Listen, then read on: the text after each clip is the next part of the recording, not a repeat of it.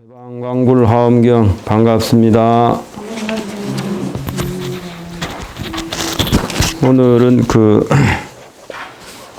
여덟 번째, 벌써 우리가 여덟 번째 하고 있습니다.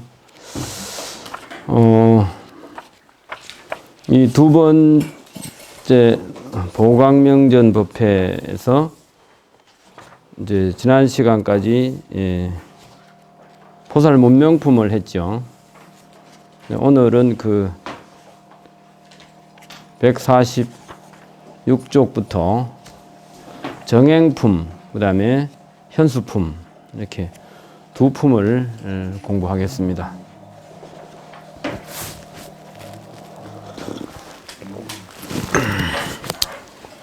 오늘 공부할 내용은 주로 개송으로 이루어져 있어요. 특히 12번째 현수품에는 300개가 넘는 개송으로 구성되어 있습니다. 오늘은 프린트를 10장 정도 했는데 앞뒤로 되어 있습니다.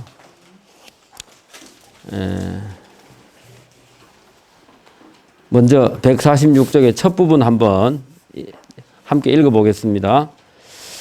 저때에 지수보살이 문수사리보살에게 물으셨다. 불자여 보살이 어떻게 허물이 없는 몸과 말과 뜻의 업을 얻으며 어떻게 해롭히지 않는 몸과 말과 뜻의 업을 얻으며 어떻게 훼손할 수 없는 몸과 말과 뜻의 업을 얻으며 어떻게 깨뜨릴 수 없는 몸과 말과 뜻의 업을 얻으며 어떻게 물러가지 않는 몸과 말과 뜻의 업을 얻으며 어떻게 움직이지 않는 몸과 말과 뜻의 업을 얻으며 어떻게 수승한 몸과 말과 뜻의 업을 얻으며 어떻게 청정한 몸과 말과 뜻의 업을 얻으며 어떻게 물들지 않는 몸과 말과 뜻의 업을 얻으며 어떻게 지혜가 선도하는 몸과 말과 뜻의 업을 얻나이까. 이게 이제 큰 질문이에요. 몸과 말과 뜻의 업, 이것을 우리가 두 자로 줄이면 삼업이라고 하겠죠. 신구의 삼업. 신구의 삼업은 우리가 이제 일상생활 속에서 몸으로 짓는 세 가지, 그 다음에 입으로 짓는 네 가지, 그 다음에 생각으로 짓는 세 가지, 그렇게 해서 총 10가지 업을 짓는다. 그래서 이제 선업과 악업으로 나뉘는데 그것을 청정하게 깨끗하게 해야 된다. 근데 이제 불교는 유심 철학, 특히 화엄경은 유심이라 오직 마음으로 이루어진다 그랬어요. 그러면 이제 신구의 삼업 가운데 그 업을 일으키는 주체는 뭐냐? 몸도 아니고 입도 아니고 우리의 마음이죠. 불교에서 우리의 마음 본심은 청정하다 그랬어요.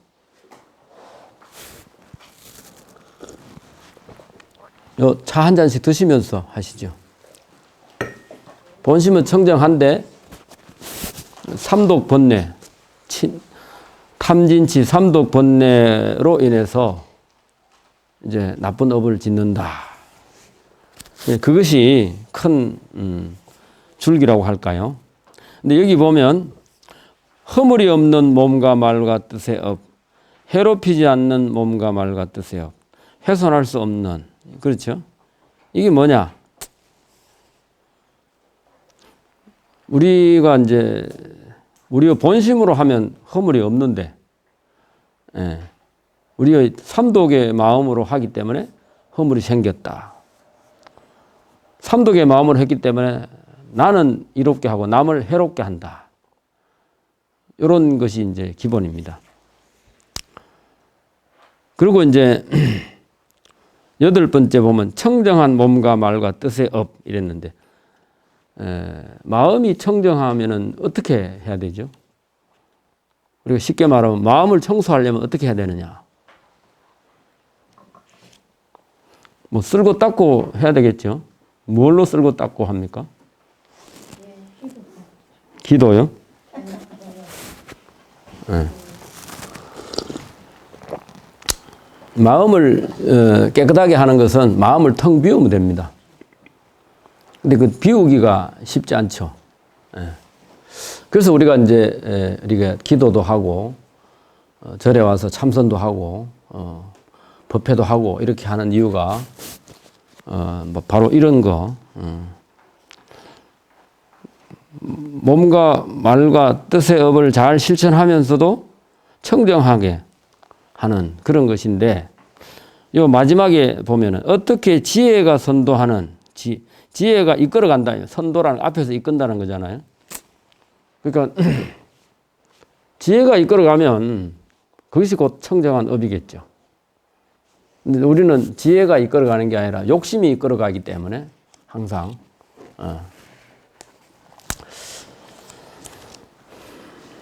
근데 그 뒤에 또 질문이 이어지는데, 제가 늘 이야기하지만 화엄경에서는 딱 시작하면 10가지로 벌어집니다. 10가지로 벌어지고 그것이 또 많아지면 100가지, 또 100가지 가지고 적다 생각하면 1000가지, 10,000가지 이렇게 벌어지는데, 근데 화엄경의 내용이 그렇게 풍부할 수밖에 없는 겁니다. 그리고 요 146쪽 처음 시작한 데 보면 대방광불 화엄경 제14권 해놓고 밑에 믿지 못하는 일을 믿게 한다 그랬지 않습니까? 그 이제 우리가 도 닦는 방법 중에 처음이 뭐냐? 믿음을 얻게 하는 게 중요하다. 근데 지금 그 146쪽에 그렇게 하는데 거기 끝에 보면 2라고 되어 있잖아요. 두 번째. 근데 앞에 하나 더 있다 이 말입니다. 요거는 보살 문명품 102쪽에 가면 거기 첫 줄에 보면 믿지 못하는 일을 믿게 한다. 여기부터가 이제 시작이 되는 겁니다. 믿지 못하는 일을 믿게 하고 그 다음에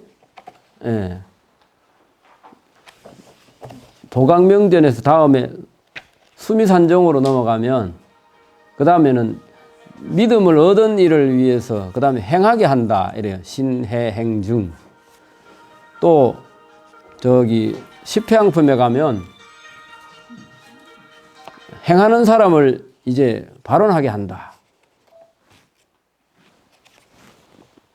되도록이면은 우리 저 핸드폰 끊어오세요. 예. 핸드폰 안 받아도 아무 일도 안 생기더라고. 그래서 이제 저 나중에 이제 십지에 넘어가면 십지품에 가면 이제 수행한 사람 또 원력을 일으킨 사람을 이제 증득하게 한다 이렇게 됩니다. 그래서 요 지금 우리가 하는 보각명전 여기서는 믿음이 주인이에요. 믿음을 잘 엮어가게 하는 그런 단락이 바로 이제 이 보각명전 법회의 중심 그거다. 그 다음에 이제 185쪽 가면 요건 이제 현수보살품 처음입니다. 여기도 믿지 못하는 사람을 믿게 한다 그랬죠. 요건 이제 세 번째다 이거지. 이게 보살문명품, 그 다음에 정행품, 현수품. 여기서 믿음을 우리 마음에 완전히 정착시킨다. 근데 이제 제가 자주 말씀드리지만, 우리가 불교 공부를 왜 해야 되느냐. 우리 마음을 정화해야 되기 때문에, 이 나이 든 사람이 주로 불교를 공부해야 됩니다. 어린 아이들은 불교를 공부하면 뭐라고 할까? 좀 오해할 수도 있어요. 나이 든 사람은 사람이 살아가는 그 자체가 고통이다, 괴로움이다 이러는데 어린 아이들은 이 즐겁고 좋은데 왜 자꾸 괴로움이라 그래? 이렇게 또 생각할 수 있잖아요. 근데 그것은 철없을 때 이야기고, 그래서 이 불교는 그 철든 사람이 정말로 자기가 지금까지 살아온 그것이 잘 살았다고 생각하는 분들을 다시 반성하게 하기 위해서 우리가 이제 불교 공부를 해야 되는데 그게 제일 잘 맞는 경전이 바로 이 화엄경인 것 같아요. 어쨌든 제가 이제 절에 들어와서 40년 수행하면서 공부한 거에 회양을 화엄경으로 하려는 생각으로 이번 이 농강법회를 시작한 겁니다. 그 얼마 전에 어떤 분이 이제 책을 한 권 샀다 이러면서 스님 전화번호를 아느라고 애먹었다 이러면서 전화가 왔는데 화엄경을 이렇게 이 번역문을 앞에 놓고 뒤에 한문을 넣고 이래가지고 만든 책이 있느냐 이래 묻더라고요. 그래서 내가 주소를 주시면 내가 붙여드리겠다 이랬는데 화엄경을 이런 식으로 해서 한문과 한글을 대조할 수 있도록 하고 그 다음에 또 여기 작은 제목을 이렇게 단 이런 것이 없어요 지금까지. 이거는 이제 우리 원각사에서만 이제 이런 걸 처음 시도하는 겁니다. 그 동국대학의 그 화엄 박사로 비구니 스님 한 분 계신데 그 스님 이름이 그 뭡니까? 해주 스님이에요. 해주 스님이 이제 이 80권 화엄경을 가지고 한글 대장경에 있는 거 그것을 좀 새롭게 해석해 가지고 지금 이제 계속 번역해 내고 있는데 거기도 보니까 이 제목을 안 달았어. 그러다 보니까 경전을 우리처럼 이제 오래 공부한 사람은 이제 흘러간 내용을 알 수 있지만 경전에 작은 제목을 안 달면 어떻게 흘러가는지 잘 모릅니다. 처음 공부하시는 분 터구나. 그리고 이 화엄경이 내용이 많아가지고 이 작은 제목을 그래도 좀 달아놔야 흘러가는 그 줄기를 알 수가 있어요. 그래서 여기 지금 147쪽에 보면은 그 다음 질문에 위에 보면은 이숙과 사용과 이러잖아요. 이건 이제 소승의 그 단계별로 이렇게 공부하는 그 이제 분류법입니다. 이게 점점점 깊어지는 건데 뭐 그런 교리적인 걸 우리가 공부를 다 하면 너무 어려워지고 이래서 또 오히려 흥미를 떨어뜨릴 수가 있습니다. 그래서 오늘은 그 프린트에 보면은 첫째 장에 앞에 이제 도입부에 이렇게 질문과 대답이 나오는데 지수보살이 문수보살에게 묻는 형식으로 되어 있죠. 근데 문수보살이 부처님을 대신해서 전체적으로 대답을 하는 겁니다. 그럼 149쪽에 일상에 어떤 마음을 쓰면서 우리가 살아가야 되는지 그것을 이제 먼저 이야기해 놓고 그 다음에 이제 전부 개성으로 이야기를 합니다. 149쪽도 한번 읽어보겠습니다.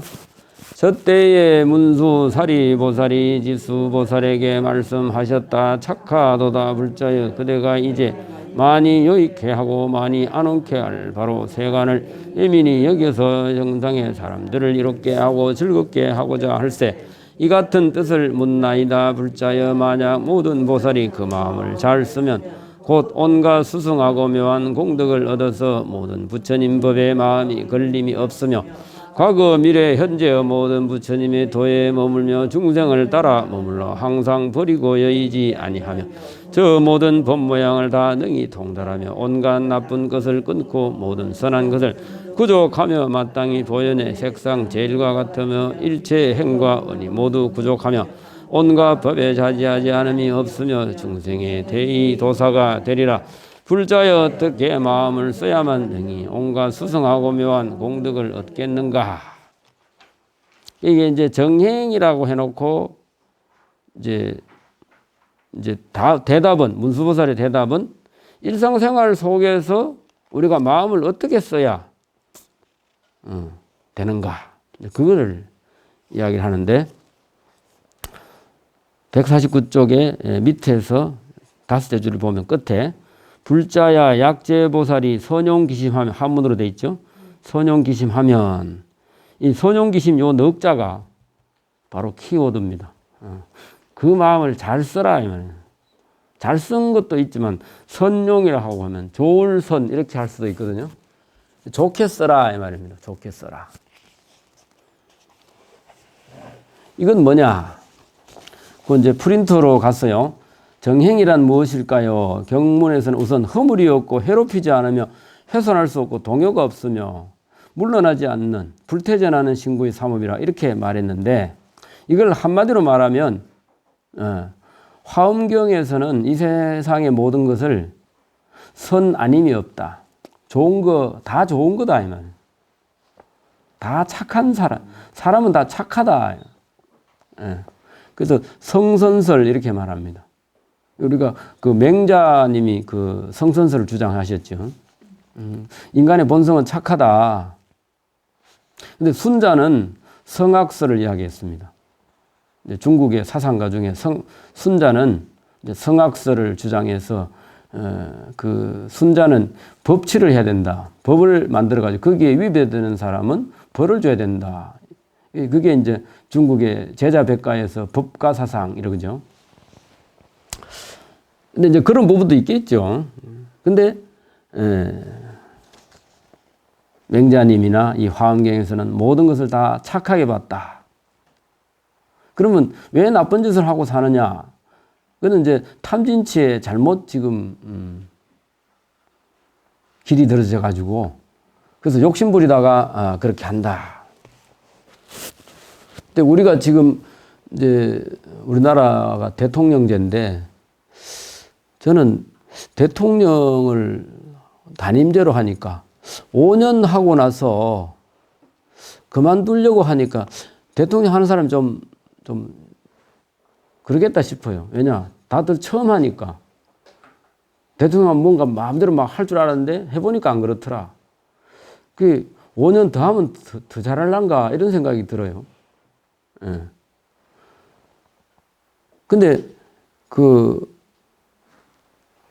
뭐 자기 욕심대로 막 해놓고 나중에 막 국민들한테 욕 얻어먹고 하니까 좀 철이 들어가지고 내가 좀 잘못한 것 같다 이렇게 하지 않습니까?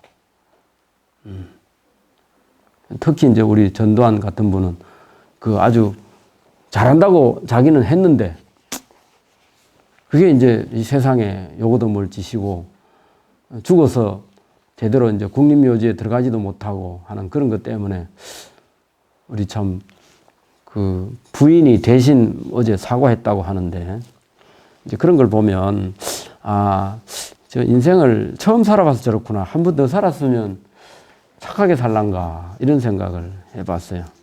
왜냐?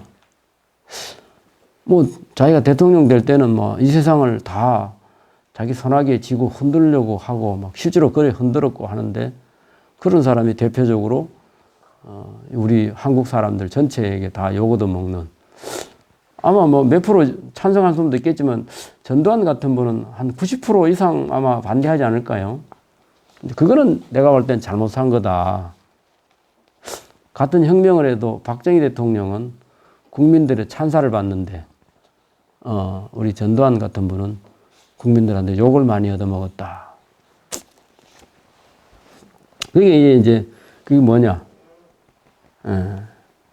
이 세상을 좋게 다스려야 되는데 나쁜 놈 처벌하고 잡아 엮고 삼천교육대 엮어 가지고 막 어떤 거는 죽이기도 하고 막 이렇게 하니까 공포 정치를 했는데 그것이 결과적으로 안 좋더라 이 말이죠. 그러니까 화엄경의 성선설이 맞다는 거죠. 성선설이 맞다는 거예요. 근데 불교의 경전 가운데 또 법화경은 화엄경의 입장이 다릅니다. 여기는 지금 법화경 이야기를 요 있네요. 다섯째 줄에 보면 법화경에서는 정상만 깨닫지 못하면서 깨달았다고 착각하는 사람, 그 다음에 악성 차익, 이건 나쁜 짓 하는 사람을 차익이라고 하는데 이런 사람을 물리쳐야 된다. 벌을 줘야 된다. 이제 불교에서 법화경에서 그렇게 주장을 해요. 근데 법화경에서는 인간의 본성이 무조건 나쁘다 이렇게 보지 않고 성구설이라 그래가지고 착한 것과 악한 것이 섞여 있다. 함께 있다는 거죠. 그렇기 때문에 악한 것이 많이 발현될 때는 그것을 처벌을 하고 또는 이를 때로는 저주를 해야 된다. 뭐 이렇게 해서 법화경을 불신하는 사람은 뭐 아주 바보가 되고 무슨 벙어리가 되고 뭐 안전뱅이가 된다. 이런 경문까지 있거든요. 근데 그거는 뭐냐 하면 법화경을 그렇게 좋은 것이기 때문에 많이 선양하려고 하면서 그래 했는데 그렇더라도 화엄경에서는 그걸 그렇게 보지 않는다는 거죠. 일체를 전부 착한 걸로 보고 현재는 지금 탐진치 삼독 때문에 잠깐 잘못 생각하지만 결국은 좋은 데로 갈 것이다. 그래서 기본적으로 전체가 다 선이기 때문에 그럼 우리가 평소에 어떻게 마음을 써야 되느냐? 아까 선용기심이라 그랬죠. 그 마음을 착하게 써라, 잘 써라. 이 경문에 보면은 어떤 사람이 와가지고 내가 배고파 죽겠으니 당신의 살을 주세요. 당신의 고기를 주세요, 나한테. 말하자면 당신 뜯어먹겠다 이 말이죠. 그래도 보살은 그것을 줘야 된다. 예. 보통 사람은 줄 수 있을까요? 못 주죠. 근데 이제 보살은 아무나 보살이 아니고 생사를 초월한 사람이 보살입니다. 그렇기 때문에 생사를 초월할 정도의 정신세계를 가진 사람은 상대방이 뭐를 돌라 하더라도 다 줄 수 있는 마음이 돼 있다는 겁니다. 근데 경 속에서만 그런 게 아니라 실제로도 얼마든지 그럴 수가 있다는 거죠. 그러면 뭐 그렇게까지는 안 가더라도 우리가 일상생활 속에서 어떻게 살아야 되느냐. 그 다음 줄에 보면 일상생활 속에서 항상 140여 가지 원을 끝없이 발언을 한다. 이제 마음을 좋게 쓰는 하나의 방법입니다. 그러면 이제 10가지로 나눈다면 이제 제가 집에 있을 때, 그다음 출가하고 계를 받을 때, 이럴 때 원, 또 이제 좌선할 때, 집에서 도 닦을 때, 또 행각할 때, 이거는 이제 다니면서 수행하는 걸 말하죠. 행각. 그다음에 이제 평소에 용변 보고 손발 씻을 때, 또 이제 스님이 되면 글식하고 도행할 때, 말하자면 포교하러 다니고 막 이런 거. 그다음에 성에 들어가서 글식할 때, 이제 일상생활 속에서 이제 스님들은 본래 글식이 원래 사는 방법이거든요. 요즘은 절에서 소틀 걸어가지고 절에서 밥을 해 먹고 살지만 예전에는 지금도 저기 낭반불교에 가면 밥을 안 해 먹고 전부 탁발에 의지해서 삽니다. 그리고 휴식하고 잠잘 때까지 원을 발해야 된다. 이런 거예요. 이제 우리 경문 150쪽 보면 이제 그 개성이 지금 나오는데 이 정행품 개성도 약 한 140여 개성이 나와요. 그 중에 특징적인 거 몇 가지를 이제 보면서 한번 해보겠습니다. 불자여 보살이 집에 있을 때는 마땅히 원하기를 공한 줄을 알아서 그 핍박을 면하기를 원할지어다. 부모를 효성으로 섬길 때는 마땅히 원하기를 중생이 부처님을 잘 섬겨서 온갖 것을 보호하고 공양하기를 원할지어다. 처자가 모일 때에는 마땅히 원하기를 중생이 원수거나 친하거나 평등히 하여 길이 탐차 여의기를 원할지어다. 만약 오욕을 얻었을 때는 마땅히 원하기를 중생이 욕심의 화살을 빼어버리고 구경에 안온하기를 원할지어다. 즐거운 놀이로 모일 때에는 마땅히 원하기를 중생이 법으로서 스스로 즐기고 놀이가 진실이 아님을 알기를 원할. 그까지요. 네. 제일 마지막에 놀이할 때, 그죠? 놀이할 때 이게 진짜가 아니다, 진실이 아닌 것을 알고 해라. 우리가 뭐 쉽게 말하면 고스톱 치고 할 때 처음에는 친구끼리 그냥 친목도모 하려고 앉았다가 나중에 서로 돈이 오가고 하면 나중에 싸우잖아요. 이게 그겁니다. 이게 놀이지. 어디까지는 놀이지. 그게 진실이 아니다. 어리석은 짓 하지 마라 이 말이에요. 근데 사람이 이게 욕심이 있기 때문에 그 서로 싸웁니다. 그래서 사람 본성, 그 사람이 어떤 사람인가 보려면 노름을 해라 그러잖아요.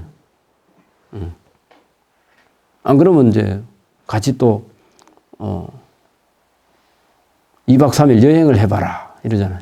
그러면 이제 그 사람의 어느 정도 습관이랄까 이런 것이 이제 나오는데 거기서 이제 서로가 좀 배워야 되겠죠. 그래 이제 보살이 집에 있을 때에는 집의 성품이 공하다. 그렇죠? 서로 인연으로 모였잖아요.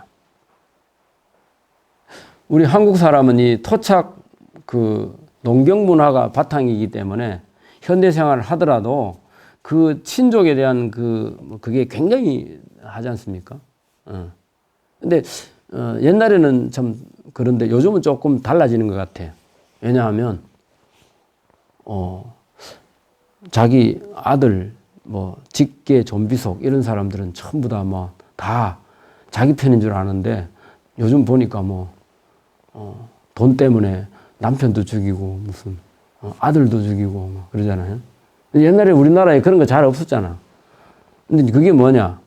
이 이제 인정이 넘치는 사회가 아니고 이 사람들이 돈이 많아지니까 서로 그것 때문에 죽고 죽이고 하는 거야.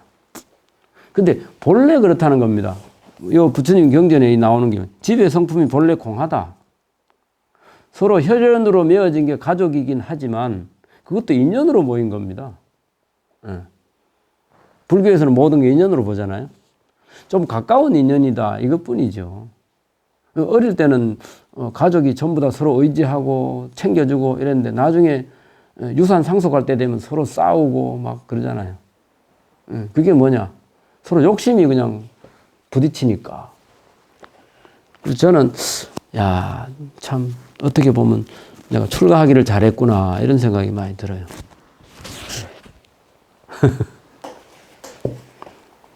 그저 다 자기 가족을 이루고 살기 때문에 그게 욕심이 있어가지고 상대를 배척하고 욕하고 그래 혈연이라는 게 참 별게 아니구나 이런 생각을 내가 많이 했습니다. 여기도 집의 성품이 공하다는 건 본래 없는 것에서 서로 인연으로 모였다. 이제 불교에서 우리 몸과 마음도 그렇거든요.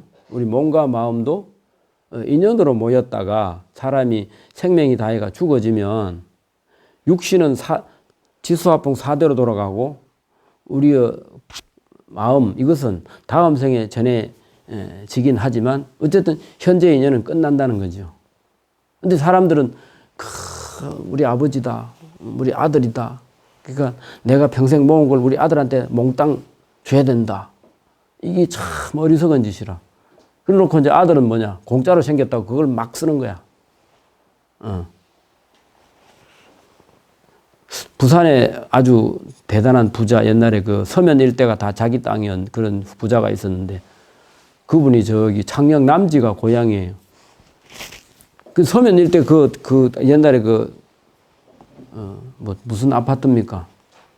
대하 호텔인가 그게 전부 그분 거였는데 그분이 옛날에 고리대금업을 해가지고 돈을 모았어요. 근데 자식들을 잘못 가르쳐가지고 아마 아들 하나에 딸이 너희든가. 근데 그 재산이 1대를 못 넘어가더라고. 처음에 모을 때부터 사람의 그 피눈물을 짜가지고 모은 재산이기 때문에 그런 건 모르겠지만 아들이 공부를 안 하고 본래부터 부자 아들이었으니까 공부 안 하고 놀다가 나중에 아버지가 일선에서 물러나니까 그 전무 상무한테 속아가지고 서류에 도장 잘못 찍어가지고 이제 통째로 그냥 재산이 다 넘어가 버려요. 그러니까 그렇더라고요. 그래서 사람이 돈을 잘 쓸 수 있는 그런 준비를 하게 하고 난 뒤에 돈을 물려야 되는데 자식이라고 무조건 물려주니까. 자, 그러면 154쪽으로 넘어가서 하나씩 보면은요 마음 쓰는 방법을 다 가르쳐 주는 겁니다.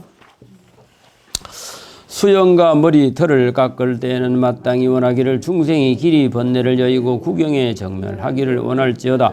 가사를 입을 때에는 마땅히 원하기를 중생이 마음이 흔들지 아니하고 큰 신선의 도를 갖추기를 원할지어다. 바르게 출가할 때에는 마땅히 원하기를 중생이 부처님같이 출가하여 온갖 것을 구호하기를 원할지어다. 스스로 부처님께 기할 때에는 마땅히 원하기를 중생이 불종을 이어 융성히 하고 위없는 뜻을 펴기를 원할지어다. 스스로 법에 기이할 때에는 마땅히 원하기를 중생이 경장에 깊이 들어가 지혜와 바다가 다지기를 원할지어다. 스스로 승보에 기이할 때에는 마땅히 원하기를 중생이 대중을 통솔하고 다스리되 온갖 것에 걸림이 없기를 원할지어다. 네, 그까지. 이 이제 마지막에 읽은 세 가지는 자기업을 자기업업 자기어성 스스로 불법성에 기이한다. 이제 승보에 기이하는 마음은 어떠냐? 스님이 돼가지고 대중을 잘 다스려서 그 속에서 걸림없이 공부 잘하는 거, 그게 원이다 이거죠. 그러니까 이제 부처님께 기이할 때는 부처종자, 불종이 부처종자잖아요. 부처종자를 융성히 하고 이게 뭐냐? 스님이 되면 출가해가지고 불법성의 한 부분이지 않습니까? 스님이 되면 불교를 열심히 공부해가지고 불교가 끊어지지 않도록 그게 하는 게 첫째 임무예요. 이게 이제 불종부단 이렇게 말하기도 하고, 그래서 이제 어느 종교나 마찬가지지만 이것도 이제 말하자면 선교 내지는 포교지 않습니까? 그래 해가지고 부처님의 정신이 계속 전해지도록 하는 것이 그게 원이다. 그리고 이제 17번 개송, 수염과 머리털을 깎을 때는, 스님들이 삭발할 때도 이렇게 해야 된다는 거죠. 이 내 몸에 이 머리털이 이게 깎는 거는 이 무명초라 그래가지고 이 머리가 길면 무명이 길어진다고 해요. 스님들 입장에서는. 이것이 이제 길면 이제 그게 무명이 많아지니까 그걸 빨리 깎아라. 이게 이제 습관이다 보니까 한 30년 넘어가니까 요만큼만 길어도 막 무겁고 답답하고 그래요. 그 참 습관이 희한하죠. 내가 우리 저 미음성 같이 이렇게 길었으면 난 답답해 못 살아. 근데 스님이 되면 한 가지 좋은 게 머리 감을 때 참 시원하잖아요. 머리를 어떻게 감으면 그거 다 얼굴 아닙니까? 어떤 사람이 저 3일 동안 수신법회 하고 마지막에 스님들한테 궁금한 건 물으세요 이러니까 옛날에 경봉 스님 계실 때였는데, 스님은 무슨 재미로 살아갑니까? 그러니까 머리 깎는 재미로 삽니다.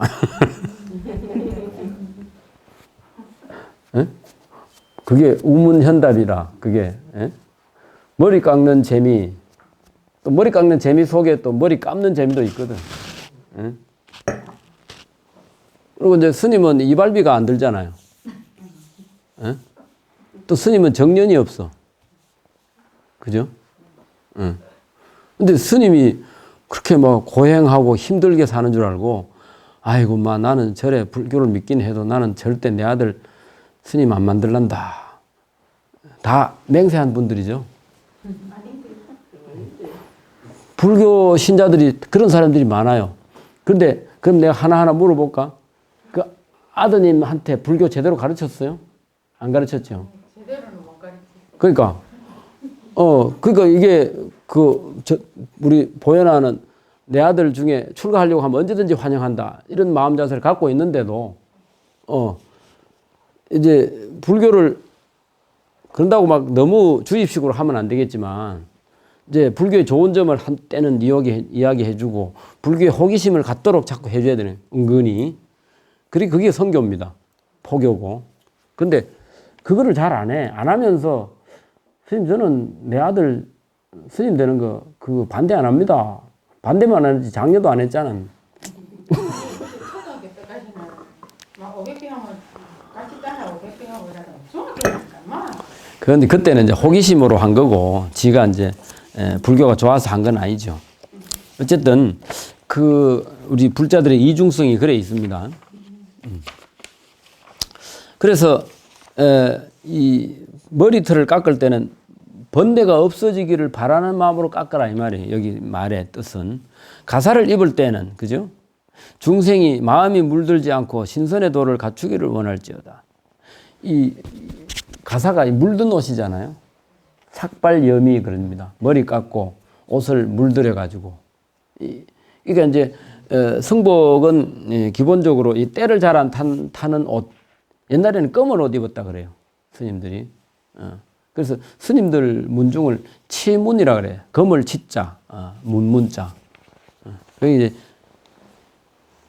그래서 이제 물든 옷을 입고 어디 좋은 옷 입어가지고 폼 잡으려고 하지 말고 도나 열심히 닦아라 이런 식으로. 그래서 일상생활 속에서 이제 그런 생각으로 살아라. 그 다음에 우리 프린트 두째 장에 보면 그 34쪽으로 되어 있습니다. 대소변을 볼 때는 마땅히 이처럼 원하라. 중생이 탐진치를 버려서 제법을 깨끗이 제하기를 원할지어다. 가시나무를 볼 때 63번 개송. 가시나무를 볼 때에는 마땅히 원하기를 중생이 빨리 삼독의 가시를 제거할 수 있기를 원할지어다. 이게 가시가 많은 나무를 볼 때는 내 마음 속에 있는 삼독의 가시를 제거할 거라는 마음으로 그걸 봐라. 그 다음에 110번 개송. 이 이제 176쪽이죠. 바리떼가 빈 바리떼를 볼 때는 마땅히 원하기를 중생이 그 마음이 청정해가지고 텅 비고 번뇌가 없어지이다. 바리떼가 가득함을 볼 때는 마땅히 원하기를 중생이 온갖 선법을 구족하여 가득하기를 원할지어다. 그 다음에 127번 180쪽이죠. 무더운 여름 지극히 더울 때에는 마땅히 원하기를 중생이 온갖 번뇌를 모두 여의고 온갖 것이 다 없어지이다. 없어지기를 원해라. 더위가 물러나고 서늘해질 때에는 마땅히 원하기를 중생이 위없는 법을 정득해서 필경에는 서늘해지이다. 그게 이제 뭡니까? 가득한 걸 볼 때는 가득한 것을 나쁜 것은 다 없고 좋은 것만 그 속에 꽉 차 있기를 바라라. 바리떼가 빈 거를 볼 때는 그 속에다가 좋은 거를 가득 담을 생각을 해라. 그죠? 그 이제 빈 바리떼 보면 뭐 욕심으로 하면 그 속에다가 돈을 많이 먹고 그러고 싶겠죠. 예. 근데 여기서는 그게 아니고 110번 개송 보면 중생이 그 마음이 그 빈 바리떼는 텅 비어 가지고 번뇌가 싹 비워지기를 그렇게 바래라. 이게 이제 마음 비우는 방법이고 마음 청정이 쓰는 방법이다. 아주 되게 더울 때는 그죠? 중생이 온갖 번뇌를 다 여의고 그 더위가 물러갈 것처럼 언젠가는 이 더위가 없어질 것이다. 우리 마음속에 번뇌도 없어지기를 바래라. 그 다음에 더위가 물러나고 서늘해질 때는 위없는 법을 정득해서 마지막에 법을 깨닫고 나면 시원해지지 않습니까? 우리가 이제 뭐 글 쓰는 사람들 보면은 원고를 다 쓰고 나면 후련하잖아요. 그게 이제 시원하다 이 말. 제가 한 30년 가까이 화엄경 공부하고 청량소를 우리나라 최초로 번역을 하고 그리고 책을 내고 나니까 진짜 속이 시원해요. 속이 시원하더라고. 근데 이제 잘 번역했느냐 못 번역했느냐 그거는 둘째 치고 일단 이제 뭘 하나 끝냈다 이런 생각을 하니까 속이 시원하고 그래요. 근데 이제 그게 바로 성불로 연결이 돼야 될 텐데 그죠? 그러니까 더위가 물러가고 이제 시원해질 때는 우리가 이제 아이고 참 좋은 시절 왔다 이렇게 생각하잖아. 근데 우리 도 닦는 입장에서는 그 위없는 불법을 정득해 가지고 그래서 시원해지고 그거를 원한다. 제가 이제 청량국사를 연구한 사람인데 청량이라는 것이 시원하다 이 말이에요. 사이다 같은 그런 거죠. 근데 이 말이 뭐냐 하면 그 당나라 말기에 이 청량 스님이 102살을 살았어요. 그 옛날에 102살을 살았고 아주 그 뭡니까? 7 그 왕이 바뀌고 9 그 왕을 모셨다 그래요.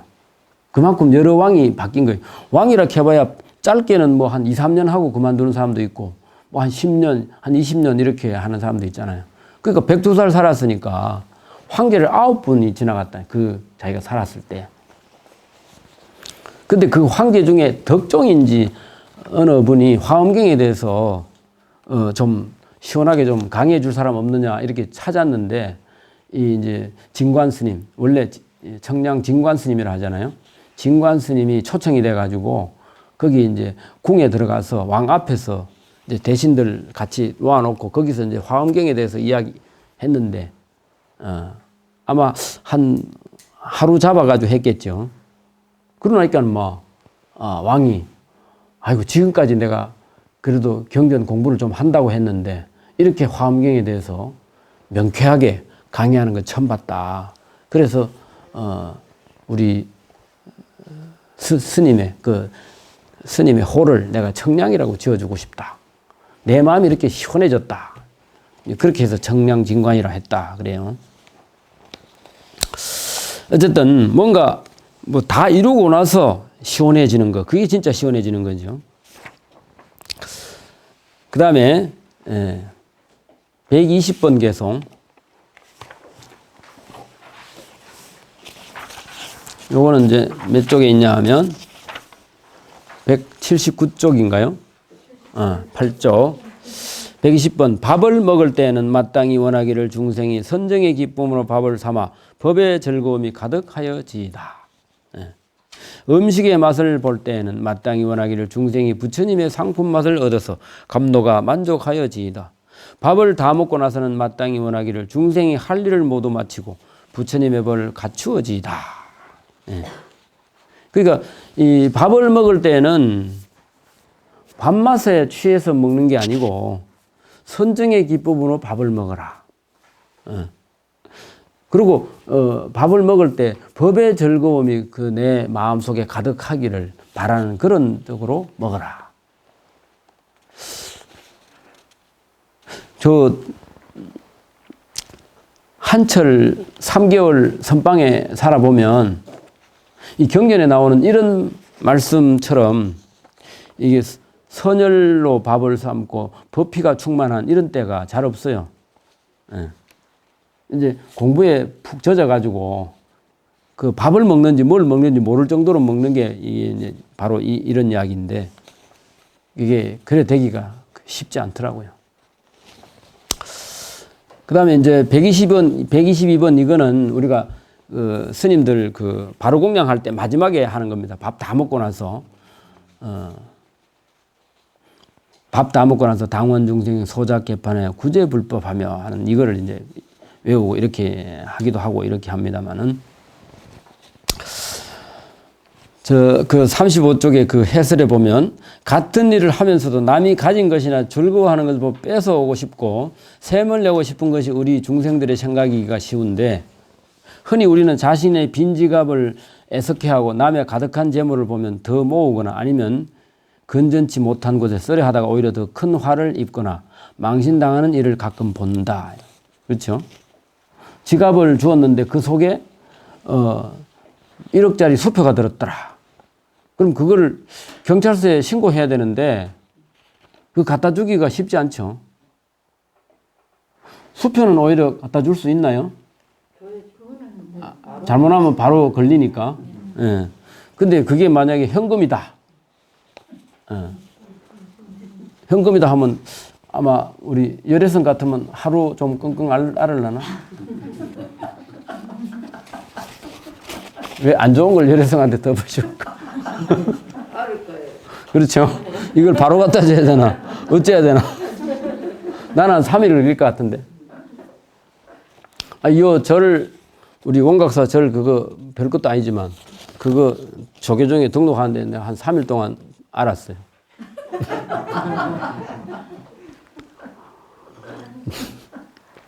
하긴 해야 되는데 이거 하고 나면은 어떻게 되냐 이 생각을 안 할 수가 없죠. 근데 지금 잘한 것 같아.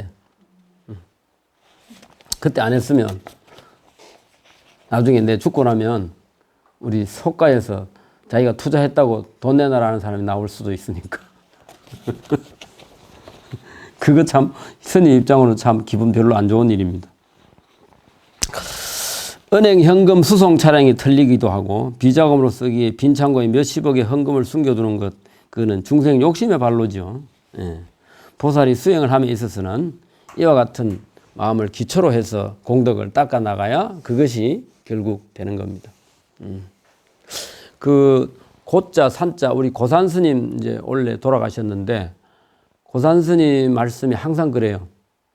당신이 행자 생활할 때 5년 동안 5년 걸렸다. 어떨 때는 3년이라고도 하는데 5년 동안 그렇게 일을 했다고 그렇게 이야기하세요. 열 몇 살에 출가하셨는데 본래 처음 출가한 데가 범어사가 아니고 부산에 그 해동 용궁사 옆에 가면 해광사라고 절이 있습니다. 옛날에는 해광사가 용궁사보다 훨씬 더 컸어요. 그런데 그 스님이 이제 우리 고산 스님 은사되는 스님이 이제 원래 대치승이라 그래가지고 그거를 속가에 좀 많이 주고 이랬어요. 그래도 지금 남아있는 땅만으로도 굉장히 많은데 그분이 우리 경봉 스님 나중에 건당 상자가 돼서 이제 그분이 연불을 그렇게 잘했답니다. 고산 스님 연불이 거기서 배운 거야. 근데 연불을 잘하시니까 해광사 거기에 옛날에 그 이름이 해부람이라고 합니다. 바다 해자 부처불자 해부람이었는데 거기에 이제 요즘은 그 제를 지내면 뭐 떡집에 전화하고 뭐 시장 봐오고 뭐 이래가지고 뭐 그것도 힘들다 하잖아요. 옛날에는 밭에서 그걸 길러 가지고 그걸 떡을 치면은 전부 다 그 밥에 쪄가지고 그걸 이제 떡매에다가 치고 돌 위에 던져가지고 그러면 그거 얼마나 힘이 많아. 요즘도 뭐 우리 수현성보다는 뭐 팔이 아파 죽겠다고 막 맨날 병원 다니고 하는데 옛날 분들은 정말 그 일 많이 하셨어요. 그 워낙 제가 계속 이어지니까 한 번은 법당에 들어가서 부처님 제발 좀 제 안 들어오게 해주세요. 그렇게. 고산 스님 그러셨대. 근데 그러고 나니 조금 덜 들어오더라. 그러니까 이제 아이고 최전밭에 그 푸성기 그 심고 가꾸고 거름 주고 그렇게 다 일이야. 그러니까 잠시도 쉴 틈이 없는 거예요. 제만 하더라도 행자생활 할 때 이제 좀 오후에 일 다 하고 이제 잠깐 쉬려고 어디 구석에 들어가서 잠깐 이렇게 자고 있으면은 이 행자 어디 갔냐고 난리가 나고 막 그래가. 우리 회원 스님은 문행자 어디 구석에 들어가면 막 자고 있는. 다락에 한쪽에 가서 안 보이는 데 들어가 자니까. 그러니까 옛날 사람들 참 일 많이 했습니다. 요즘 사람들도 일 많이 한다 하지만. 그래서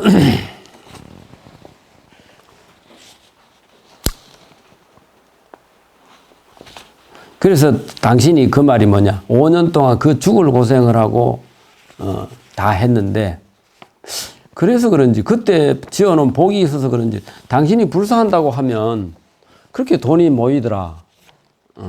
그리고 그 해광사 지금 주지하는 해성 스님, 그 스님하고 이제 부산에서 같이 만나서 밥을 한번 먹었는데 나보고 그러는 거라. 아, 스님, 고산 스님이 도와주셔서 그런지 처음에 불사를 하려고 보니까 요사체를 먼저 지으려고 요사체 불사한다고 시작을 했는데 법당에 불이 나가지고 법당을 홀랑 태웠어. 그래가 이제 법당도 짓고 요사체도 지어야 될 입장이라. 근데 은사 스님은 연세가 많고 그래가 아이고 이거 큰일 났다. 그래 이제 성가대 그분이 아마 우리보다 후배인데 졸업하고 내려와가지고 아마 죽을 애를 썼을 겁니다. 근데 돈이 그렇게 돌아가지고 나중에는 신도들한테 이제 불사 다 했으니까 돈 그만 가져오라고 그래 했답니다. 그러니까 이제 그러고 이제 법당 지으라고 법당 짓는 돈의 반을 고산 스님이 갖다 주시더라. 이제 그런 이야기도 하고. 그래서 어쨌든 그런 인연이 있어서 이제 당신이 그렇게 고산 스님이 어디든지 불사하면 그렇게 잘 돼가지고 이게 어릴 때 고생한 그 덕인가 보다 그런 생각을 했다고 그러죠. 그 다음에 그 밑에 충담선사의 안민가 이야기를 이제 적어놨는데 이건 이제 전에 내가 강의할 때 이걸 썼습니다. 지금부터 1200여 년 전에 신라 경덕왕 때 3월 삼진날 경덕왕이 신하들과 함께 궁궐 한쪽에 귀정문 누마루에 올라서 늘 그렇게 했던가 봐요. 그래서 어진 사람의 어진 이야기를 듣고 그렇게 했는데 왕이 신하에게 명하기를 누가 길에 나가서 올곧고 위엄 있는 스님을 한번 모셔올 수 있겠느냐. 이때는 이제 신라 고려가 다 불교가 국교였기 때문에 스님들 중에 훌륭한 스님들이 좀 있었죠. 그래서 극하니까 이제 그 신하가 나가서 아주 차림새가 깨끗하고 이제 그런 스님 한 분이 왔다. 신하들이 급히 달려가 임금 앞에 모셔왔는데 경동왕이 그걸 꼼꼼히 살펴보더니 내가 말한 올곧고 위엄 있는 스님이 아니다. 그럼 차 한 잔 보내라. 이래 된 거예요. 신하들이 다시 이제 거리로 나가서 한 사람 모셔왔는데 이 장삼자락에 망태기를 걸치고 남쪽에서 오는 어떤 스님이 한 분 있었다. 그 스님을 이제 모시고 갔는데 왕의 글을 보자 기쁘게 누가기로 받아들이면서 이 왕이 이제 안목이 있는 거죠. 스님 거기 앉으십시오. 그래 이제 망태기 그 속에 뭐가 들었습니까 하니까 그 속에서 뭘 꺼내는데 보니까 차도구만 가득 들었더라. 왕이 물었다. 당신은 누굽니까? 저는 충담이라고 합니다. 어디서 오시는 길입니까? 소승은 매월 3월 삼진날 또 9월 9일날이면 차를 다려서 남산에 사마령에 가면 미륵세존이 있는데 거기에 차를 들이고 오는 길입니다. 이제 사마령 미륵세존이라는 것은 남산 어디에 이제 천진한 자태를 가지고 있는 애기 부처님을 말하는데 지금 이제 그 애기 부처님은 국립경주박물관에 전시되고 있어요. 그래 혹시나 거기 가보면 이제 그 아마 볼 수가 있을 겁니다. 그러니까 이제 경덕왕이 그 소리를 듣고 내게도 차를 한 잔 줄 수 있겠습니까? 하니까 충담 스님 곧 차를 다려서 왕에게 올리니까 그 차 맛이 하도 기이하고 그윽한 향내가 나고 이래서 왕은 스님에게 다시 말을 건네기를 내가 들으니 스님께서 이 충담이라는 사람을 알았던 거죠. 충담 스님은 이제 그 신라의 향가를 많이 전한 그런 분 중에 한 분인데 스님께서 기파랑이라고 하는 화랑을 죽은 화랑, 그러니까 기파랑이 전쟁하다 죽었죠. 그 사람을 찬양하는 그런 사내가, 그걸 향가를 사내가라 하는데, 그걸 지었다고 하는데, 그 뜻이 매우 높다고 하던데, 나를 위해서 백성을 편안하게 할 수 있는 노래를 하나 지어줄 수 있겠습니까? 이러니까 충담이 즉석에서 향가로 노래 한 곡을 지어 바쳤다. 그것이 바로 안민가인데, 임금이 아버지라면 신하는 사랑하는 어머니요 백성이 어린 아이라면 그 사랑을 알리라. 이 땅을 버리고 어디로 가랴? 임금은 임금답게 신하는 신하답게 백성은 백성답게 할지면 나라니 모두 태평하리라. 그러니까 자기 본분만 잘 지키고 살면 된다 이 말이. 글쎄요, 이번 대통령 선거를 생각하지 않을 수 없는데 자기 본분을 잘 지켜야 되는데 글쎄 검찰총장 하던 사람이 대통령 하면 잘할까? 그 인권 변호사 하던 사람도 대통령 하니까 영 시원찮던데 우리는. 그러니까 대통령은 대통령답게 국회의원은 국회의원답게 그렇게 하면 좋은데 그래서 이 안민가를 듣고는 바로 그냥 이 왕사로 봉해가지고 그렇게 했는데 스님은 한사코 그것을 끝내 받지 않았다. 그래서 이 정행품의 내용은 그야말로 일상생활 속에서 여기 저 181쪽에 그거 한번 보십시오. 132번 개송. 부처님의 탑을 볼 때에는 마땅히 원하기를 중생이 존중하기 탑과 같아서 하늘과 사람들의 공양을 받아지이다. 공경하는 마음으로 탑을 볼 때는 마땅히 원하기를 중생을 여러 하늘과 세상 사람들이 함께 우러러보게 되어지이다. 예. 그게 이제 일상생활 속에서 하나하나 모든 것을 좋게 보고 잘 될 거라고 보고 부족한 거는 채우고 너무 넘치는 거는 비우려고 하는 그런 마음으로 선용기심하라.